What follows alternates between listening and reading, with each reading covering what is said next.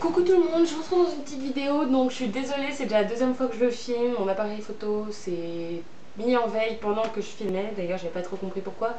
Donc voilà, comme vous pouvez le constater, j'ai ma valise devant moi et puis le titre doit vous aiguiller, donc je vais vous montrer un peu comment je prépare ma valise et puis ce que je prends, ce que je prends pas et les quelques règles pour partir en voyage en avion, sachant que moi, ma valise est en cabine, donc il y a quelques règles à respecter et tout ça. Donc je vais vous dire vite fait les quelques règles que moi je suis obligée de respecter. Donc niveau taille, les valises doivent faire 56 cm de haut, 45 de large et 25 de profondeur. Donc la mienne rentre pile poil, elle fait pile 56 de hauteur. Et après les autres dimensions sont un peu plus petites. Donc j'ai déjà rempli ma valise, donc je vais vous montrer un peu ce qu'il y a dedans. Donc déjà là, il y a mes combat boots parce que je vais en Angleterre, et enfin à Londres précisément. Et je sais que souvent il pleut en Angleterre, enfin c'est un peu le préjugé et tout, mais voilà, j'ai préféré prévoir au cas où, parce que je me fasse pas avoir avec mes petites baskets par la pluie, donc j'ai préféré prendre des bottes qui résistent à l'eau. En dessous, j'ai mon sac à main parce que avec une valise en cabine, on a le droit d'avoir qu'un seul bagage en fait. Donc si vous avez un sac à main et une valise, vous devez faire rentrer l'un dans l'autre. Vous n'avez pas le droit d'avoir les deux. Sinon, si vous ne pouvez pas les faire rentrer l'un dans l'autre, il y aura forcément un des deux qui devra aller en soute et vous devrez payer un supplément pour ça qui est de l'ordre de entre 20 et 40 euros, je ne sais plus exactement, c'est tout marqué sur le site. Donc voilà, ensuite là j'ai mes vêtements, donc pyjama, gilet, t-shirt, et en dessous j'ai ma serviette de douche. Donc voilà, niveau vêtements et tout ça, il n'y a pas trop de restrictions. Il n'y a pas de restriction de poids. Donc pour celles qui prennent, enfin celles et ceux qui prennent l'avion et qui mettent leur valise en cabine, en soute il y a des restrictions de poids. Donc je crois que c'est 20 kilos. Et c'est une valise par personne et c'est 20 kilos. Après si vous voulez deux valises, il faut payer en plus. Voilà. Et puis si jamais elle pèse trop lourd, je crois que c'est toléré jusqu'à 30 kilos. Je crois que c'est toléré jusqu'à 30 kg, donc si elle pèse plus lourd, vous devez payer en plus, mais si elle pèse beaucoup plus que 30 kg, vous devez mettre dans une autre valise et payer en plus la deuxième valise du coup. Donc voilà, pour pas vous faire avoir, moi je conseille, parce que cet été on est parti, on avait une valise en soute, on est parti pour un mois, donc on avait une valise en soute et un sac en cabine. La valise en soute, on a mis des trucs plutôt légers, donc on a mis tout ce qui est serviettes de plage, maillot de bain, vêtements, tout ça, et tout ce qui est plus lourd, donc chaussures et tout. Moi j'avais ça dans mon bagage à main. Après tout ce qui était produits qui sont pas tolérés en bagage à main, on y avait mis dans la valise en dessous. Donc voilà, après il y a quelques petits trucs.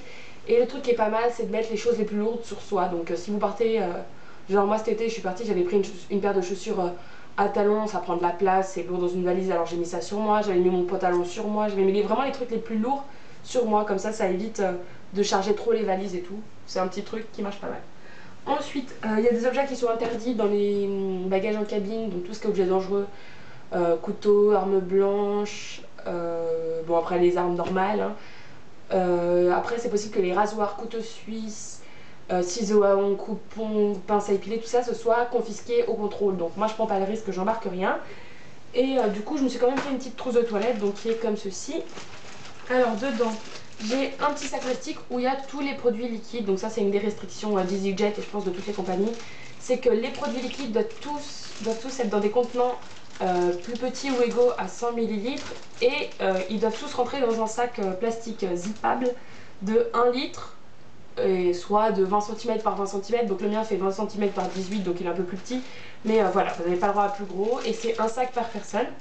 Donc voilà, faites bien attention, prenez pas des trucs inutiles. Après nous on s'est arrangé avec ma soeur pour prendre des produits pour deux. Du coup tout ce qui est produits gel douche, shampoing, déo, tout ça on a pris pour deux. Comme ça évite de trop charger pour rien. Ensuite j'ai des trucs pour les cheveux. Donc peigne, brosse, élastique, barrette, voilà. Ça il n'y a pas de restriction là-dessus, il n'y a pas de truc interdit.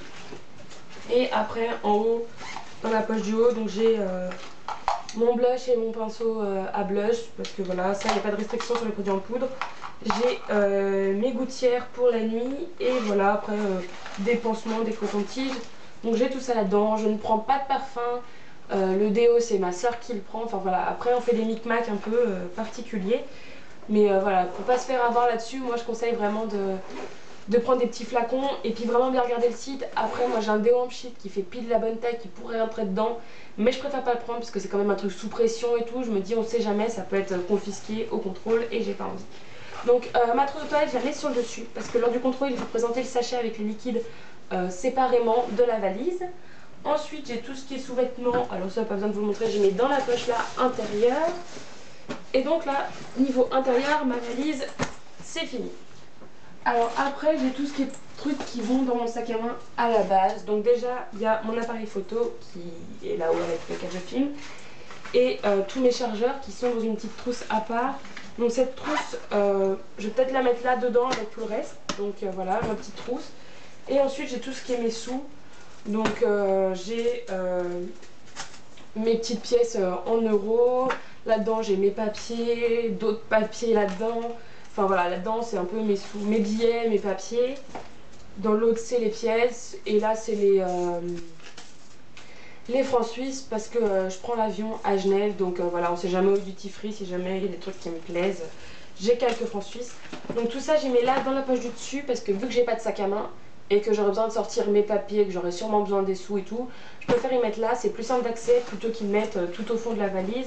Et je crois que j'ai pas d'autres poches, donc voilà. Après voilà, je mets tout là-dedans. J'ai mes lunettes de soleil aussi.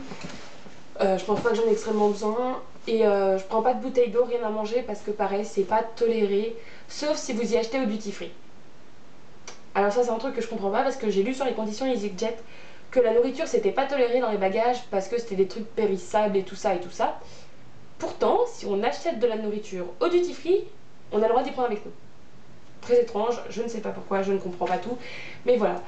Donc prenez pas de bouteille d'eau, des trucs à manger chez vous parce que ça sera de toute façon confisqué et jeté à la poubelle au contrôle. À moins que vous mangiez tout avant de passer au contrôle. Mais voilà, il faut prévoir ça. Si jamais après vous pensez que vous allez avoir un petit creux pendant le vol, achetez un truc au duty free ou dans le vol, ils passent souvent en proposant des trucs à manger, des trucs à boire. Voilà, après c'est comme vous voulez. Et je crois que c'est tout, je crois que j'ai tout pris. J'ai pas de parapluie, malheureusement j'ai pété le mien donc j'en achèterai un là-bas. Et après ma veste, ça sera sur moi, mon écharpe aussi. Donc voilà.